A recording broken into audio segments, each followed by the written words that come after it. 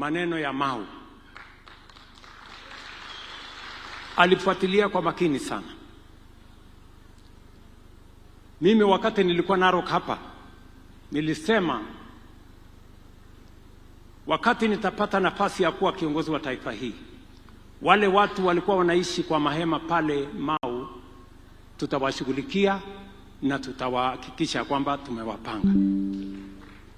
2023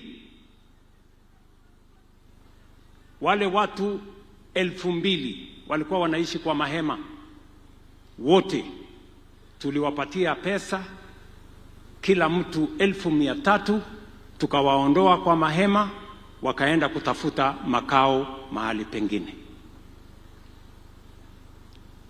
Mimi najua baadaye hawa viongozi wa Narok, Gavana Ntutu, CS Soipan, Ng'eno, wakarudi kwangu wakaniambia hata ingawaje wale walikuwa wanaishi kwa mahema tumewashughulikia, kuna wengine pia ambao hawakukuwa kwa mahema lakini pia walikuwa wamefurushwa.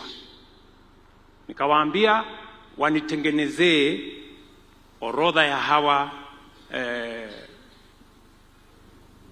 watu ambao waliathirika kwa njia hiyo. Provincial Commissioner, County Commissioner, Regional Commissioner wakashughulika. Kabla ya mwisho wa mwaka uliopita nikapatiwa list ya watu 12,000 ambao wanahitaji kushughulikiwa tena.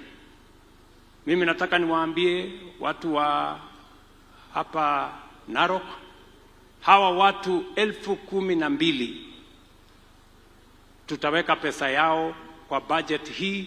Mwezi wa 7, 8 tutakuja tuwashughulikie, kila mtu aende atafute mahali pa kuishi. Vile vile muliniuliza